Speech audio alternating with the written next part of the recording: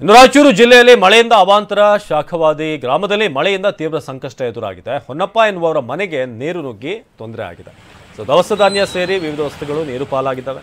ನೀವೀಗ ದೃಶ್ಯಗಳನ್ನು ನೋಡ್ತಾ ಇದ್ರೆ ರಾಯಚೂರಿನಲ್ಲಿ 2 ದಿನದಿಂದ ಅಕ್ಕಪಕ್ಕದ ಮನೆಯಲ್ಲಿ ಕುಟುಂಬದ ವಾಸ, ಮಳೆ ನೀರು ಹೊರಹಾಕೋದಕ್ಕೂ ಕೂಡ ಬಹಳ ಕಷ್ಟಪಡ್ತಿದ್ದಾರೆ ಜನ. ಇನ್ನು ಪಂಚಾಯಿತಿ ಸಿಬ್ಬಂದಿ ಅವರಿಗೆ ಕಂಪ್ಲೇಂಟ್ ಮಾಡಿದರೆ ಇದುವರೆಗೆ ಯಾವುದೇ ಕ್ರಮ ಕೈಗೊಂಡಿಲ್ಲ ಅಂತ ಆಕ್ರೋಶ ವ್ಯಕ್ತವಾಗ್ತಾ ಇದೆ.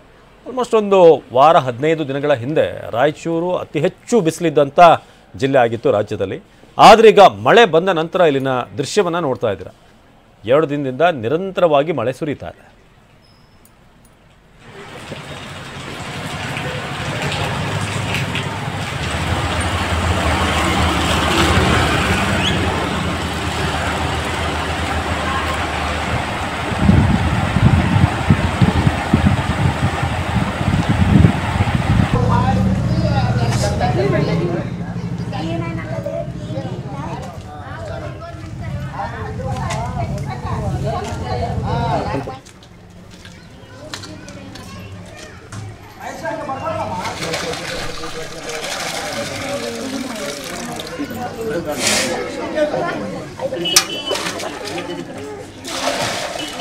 ರಾಯಚೂರು ಹಾಗೇನೆ ಚಾಮರಾಜನಗರದ ದೃಶ್ಯಗಳನ್ನು ನೋಡ್ತಾ ಇದ್ದೀರಾ. ಚಾಮರಾಜನಗರ ಗುಂಡ್ಲುಪೇಟೆಯಲ್ಲಿ ಭಾರಿ ಮಳೆಯಾದಂಥ ಕಾರಣ ಜಮೀನುಗಳಿಗೆ ನೀರು ನುಗ್ಗಿದೆ.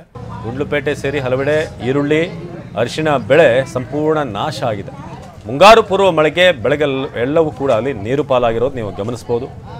ಬಾಳೆ ಹಾಗೇನೆ ಈ ಅರಿಶಿಣ ಬೆಳೆ ಇದೆಲ್ಲವೂ ಕೂಡ ನಾಶವಾಗಿರೋದನ್ನು ಗಮನಿಸ್ಬೋದು. ಇನ್ನೊಂದು ಕಡೆ ರಾಯಚೂರಿನಲ್ಲಿ ಮನೆಗೆ ನುಗ್ಗಿರುವಂಥ ನೀರು ಕಳೆದ 2 ದಿನದಿಂದ ಕೂಡ ಅವರು ನೀರನ್ನು ಕ್ಲಿಯರ್ ಮಾಡುವಂಥ ಪ್ರಯತ್ನ ಪಡ್ತಿದ್ದಾರೆ. ಬಟ್ ಇದುವರೆಗೆ ಸಾಧ್ಯ ಆಗಿಲ್ಲ.